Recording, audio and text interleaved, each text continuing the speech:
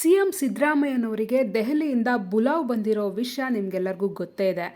ನಾಳೆ ಅಂದರೆ 26ನೇ ತಾರೀಕು ಮಂಗಳವಾರ ಸಿಎಂ ದೆಹಲಿಯಲ್ಲಿರ್ತಾರೆ.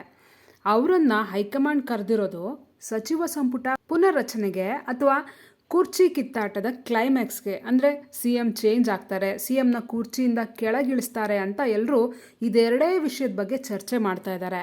ಆದರೆ ನಾವಿವತ್ತು ಸಿಎಂ ಸಿದ್ದರಾಮಯ್ಯನವ್ರನ್ನ ದೆಹಲಿಗೆ ಕರೆಸ್ಕೊಳ್ತಾ ಇರೋ ಹಿಂದೆ ಒಂದು ಹಿಡನ್ ಅಜೆಂಡಾ ಇರೋದ್ರ ಬಗ್ಗೆ ಈ ವಿಡಿಯೋದಲ್ಲಿ ಹೇಳ್ತೀನಿ. ಇದು ಸಿಎಂ ಪಾಲಿಗೆ ಒಂದು ಹೊಸ ಜವಾಬ್ದಾರಿ. ಅವರು ಯಾವತ್ತೂ ಈ ಜವಾಬ್ದಾರಿನ ನಿಭಾಯಿಸಿರಲಿಲ್ಲ, ಅವ್ರಿಗೆ ಇದು ಹೊಸತು. ಹಾಗಾದರೆ ಹೈಕಮಾಂಡ್ ಕೊಡ್ತಾ ಇರೋ ಆ ಹೊಸ ಜವಾಬ್ದಾರಿ ಯಾವುದು?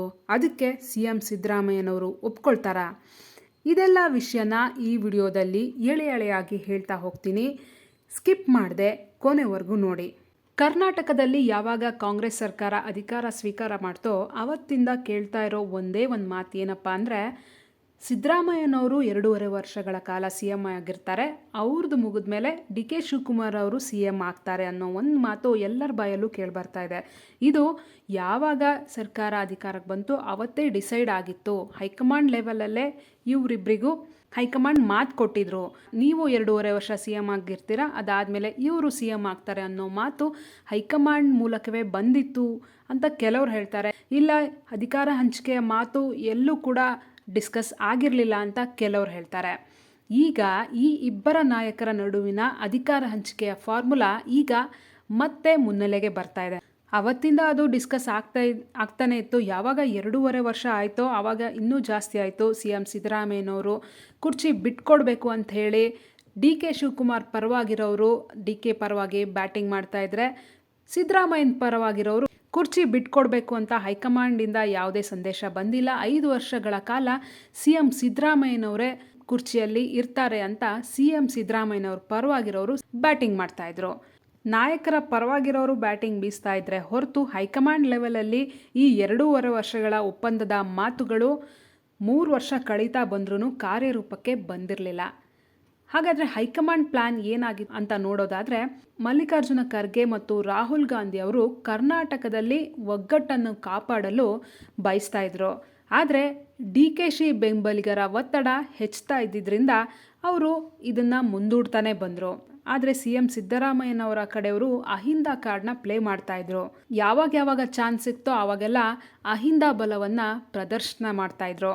ಸತೀಶ್ ಜಾರಕಿಹೊಳಿ ಮತ್ತು ಎಚ್ ಸಿ ಮಹದೇವಪ್ಪರಂತಹ ನಾಯಕರು ಈಗಾಗಲೇ ದೆಹಲಿನ ಸೇರಿಕೊಂಡು ಸಿದ್ದರಾಮಯ್ಯನವರ ರಕ್ಷಣಾ ಕವಚದಂತೆ ಕಾಣ್ತಾ ಇದ್ದಾರೆ. ಅವ್ರ ಪರವಾಗಿ ಬ್ಯಾಟ್ ಬೀಸ್ತಾ ಇದ್ದಾರೆ. ಹಾಗೆ ಇದೇ ಜೂನ್ 2026ಕ್ಕೆ ರಾಜ್ಯಸಭೆಯ 4 ಸ್ಥಾನಗಳು ತೆರವಾಗ್ತಾ ಇದೆ. ಮಲ್ಲಿಕಾರ್ಜುನ ಖರ್ಗೆ ಅವರ ಸ್ಥಾನವನ್ನು ಉಳಿಸ್ಕೊಳ್ಳೋದು ಹೈಕಮಾಂಡ್ನ ಮೊದಲ ಆದ್ಯತೆ ಆಗಿದೆ. ವಿಧಾನ ಪರಿಷತ್ ಚುನಾವಣೆಯಲ್ಲಿ ಯಾರಿಗೆ ಟಿಕೆಟ್ ಸಿಗಬೇಕು ಎಂಬುದು ಮುಂದಿನ ಸಂಪುಟ ಪುನರ್ರಚನೆಗೆ ದಾರಿಯಾಗಲಿದೆ. ಸೋತ ನಾಯಕರಿಗೆ ಅಥವಾ ಸಂಘಟನೆಯಲ್ಲಿ ತೊಡಗಿರುವವರಿಗೆ ಇಲ್ಲಿ ಸ್ಥಾನ ನೀಡಿ ಸಮಾಧಾನ ಪಡಿಸುವ ತಂತ್ರಗಾರಿಕೆ ಹೈಕಮಾಂಡ್ ಲೆವೆಲಲ್ಲಿ ನಡೀತಾ ಇದೆ.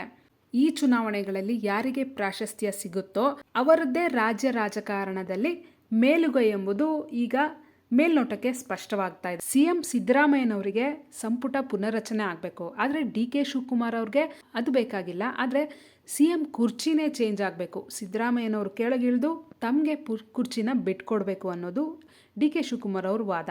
ಈಗ ನಾಳೆ ಸಿ ಎಂ ಸಿದ್ದರಾಮಯ್ಯನವರಿಗೆ ಹೈಕಮಾಂಡ್ನಿಂದ ಬುಲಾವ್ ಬಂದಿದೆ, ಆದರೆ ಡಿ ಕೆ ಶಿವಕುಮಾರ್ ಅವರು ತಮಗಿನ್ನೂ ಬಂದಿಲ್ಲ ಅಂತ ಹೇಳ್ತಿದ್ದಾರೆ. ಆದರೆ ಸಿ ಎಂ ಸಿದ್ದರಾಮಯ್ಯನವ್ರು ಹೋದಾಗ ಸಂಪುಟ ಪುನರ್ರಚನೆ ಆಗಬೇಕು ಅಂತ ಕೇಳಿದಾಗ ಸಂಪುಟ ಪುನರ್ರಚನೆ ಏನಾದ್ರು ಆದರೆ ಇದು ಒಂದು ಅತಿ ದೊಡ್ಡ ತಿರುವು ಅಂತಲೇ ಹೇಳ್ಬೋದು. ಸಂಪುಟದಲ್ಲಿ ಈಗ ಆಲ್ರೆಡಿ ಇರೋ ಹಿರಿಯ ಸಚಿವರನ್ನು ಕೈ ಬಿಡೋ ಚಾನ್ಸಸ್ ತುಂಬ ಇದೆ. ಸಂಪುಟ ಪುನರ್ರಚನೆ ಏನಾದ್ರು ಆದರೆ ಈಗ ಆಲ್ರೆಡಿ ಇರೋ ಕೆಲವು ಹಿರಿಯ ಸಚಿವರನ್ನು ಕೈ ಬಿಟ್ಟು ಅವರನ್ನು ಪಕ್ಷದ ಸಂಘಟನೆಗೆ ಬಳಸ್ಕೊಳ್ಳುವ ಮಾತು ಕೇಳಿಬರ್ತಾ ಇದೆ. ಹಾಗಾದರೆ ಹಿರಿಯ ಶಾಸಕರನ್ನು ಕೈ ಬಿಟ್ಟರೆ ಆ ಜಾಗಕ್ಕೆ ಯಾರನ್ನ ಕರ್ಕೊಂಬರೋ ಚಿಂತನೆ ಸಿ ಎಂ ಸಿದ್ದರಾಮಯ್ಯನವ್ರಿಗೆ ಇದೆ ಅಂತ ನೋಡೋದಾದರೆ, ನಮಗೆ ಸಚಿವ ಸ್ಥಾನ ಬೇಕು ಅಂತ ಕೆಲವರು ಅಸಮಾಧಾನಗೊಂಡಿದ್ರಲ್ಲ ಅಂಥ ಶಾಸಕರಿಗೆ ಮಣೆ ಹಾಕಬೇಕು ಅನ್ನೋ ಅನಿವಾರ್ಯತೆ ಸಿದ್ದರಾಮಯ್ಯನವ್ರಿಗೆ ಇರೋದ್ರಿಂದ ಅವರು ಹೊಸ ಮುಖಗಳಿಗೆ ಆದ್ಯತೆ ಕೊಡ್ಬೋದು ಸಚಿವ ಸಂಪುಟ ಪುನರ್ರಚನೆ ಆದರೆ. KPCC ಅಧ್ಯಕ್ಷರಾಗಿರುವ ಡಿ ಕೆ ಶಿವಕುಮಾರ್ ಅವರು ಸಚಿವ ಸಂಪುಟದಲ್ಲಿ ತಮ್ಮ ಬೆಂಬಲಿಗರ ಸಂಖ್ಯೆ ಹೆಚ್ಚಿಸಿಕೊಳ್ಳಲು ಪ್ರಯತ್ನ ಪಡಬಹುದು. ಇಲ್ಲಿವರೆಗೂ ನಾವು ಸಿಎಂ ಸಿದ್ದರಾಮಯ್ಯನವರು ದೆಹಲಿಗೆ ಹೋಗ್ತಾ ಇರೋದು ಸಿಎಂ ಕುರ್ಚಿ ವಿಚಾರ ಅಂತ ಡಿಸ್ಕಸ್ ಮಾಡಿದ್ವಿ. ಹಾಗೆ ರಾಜ್ಯಸಭೆ ಮತ್ತು ವಿಧಾನ ಪರಿಷತ್ ಚುನಾವಣೆ ವಿಚಾರ ಅಂತಲೂ ಡಿಸ್ಕಸ್ ಮಾಡಿದ್ವಿ. ಹಾಗೆ ಸಂಪುಟ ಪುನರ್ರಚನೆ ಆದರೆ ಯಾರಿಗೆ ಕೋಕ್ ಯಾರಿಗೆ ಲಕ್ ಅಂತಲೂ ಡಿಸ್ಕಸ್ ಮಾಡಿದ್ವಿ. ಆದರೆ ಈಗ ಕ್ಲೈಮ್ಯಾಕ್ಸ್ ಟೈಮ್ ಬಂದಿದೆ. ನಿಜವಾಗ್ಲೂ ಸಿದ್ದರಾಮಯ್ಯನವರು ದೆಹಲಿಗೆ ಹೋಗ್ತಾ ಇರೋದು ಕೇವಲ ಸಚಿವ ಸಂಪುಟ ಚರ್ಚೆಗಲ್ಲ. ಇಲ್ಲಿ ಒಂದು ಹಿಡನ್ ಅಜೆಂಡಾ ಇದೆ. ಆ ಕುತೂಹಲಕಾರಿ ಪಾಯಿಂಟ್ ಏನಂತ ನಾನೀಗ ಹೇಳ್ತೀನಿ. ಹೈಕಮಾಂಡ್ ಈ ಬಾರಿ ಸಿದ್ದರಾಮಯ್ಯನವರಿಗೆ ಕೇವಲ ನಾಯಕತ್ವದ ಬಗ್ಗೆ ಸೂಚನೆ ನೀಡ್ತಾ ಇಲ್ಲ, ಬದಲಾಗಿ ರಾಜ್ಯ ರಾಜಕಾರಣದಿಂದ ಕೇಂದ್ರ ರಾಜಕಾರಣಕ್ಕೆ ಅಥವಾ ರಾಷ್ಟ್ರೀಯ ಮಟ್ಟದ ದೊಡ್ಡ ಜವಾಬ್ದಾರಿಗೆ ಅವರನ್ನು ಆಹ್ವಾನಿಸುವ ಸಾಧ್ಯತೆ ದಟ್ಟವಾಗಿ ಕಾಣಿಸ್ತಾ ಇದೆ. ಸಿದ್ದರಾಮಯ್ಯನವರು ರಾಜ್ಯ ಬಿಟ್ಟು ಹೋದರೆ ಕರ್ನಾಟಕದ ಮುಂದಿನ ಬಾಸ್ ಯಾರು ಎಂಬ ಪ್ರಶ್ನೆಗೆ ಈ ದೆಹಲಿ ಪ್ರವಾಸದಲ್ಲೇ ಉತ್ತರ ಸಿಗಲಿದೆ. ಇದು ಕರ್ನಾಟಕ ಕಾಂಗ್ರೆಸ್ನ ಗೇಮ್ ಆಫ್ ಥ್ರಾನ್ಸ್ನ ಅಂತಿಮ ಅಧ್ಯಾಯವಾಗಬಹುದು. ಕಾದ್ ನೋಡೋಣ ದೆಹಲಿಯಿಂದ ಸಿದ್ದರಾಮಯ್ಯನವರು ಯಾವ ಸಂದೇಶ ಹೊತ್ತು ತರ್ತಾರೆ ಅಂತ. ಅವರು ರಾಜ್ಯದಿಂದ ರಾಷ್ಟ್ರ ಮಟ್ಟಕ್ಕೆ ಹೋಗೋಕ್ಕೆ ಒಪ್ಕೋತಾರ? ಆ ಹೊಸ ಜವಾಬ್ದಾರಿನ ಅವರು ನಿಭಾಯಿಸೋ ಮನ್ಸು ಮಾಡ್ತಾರ?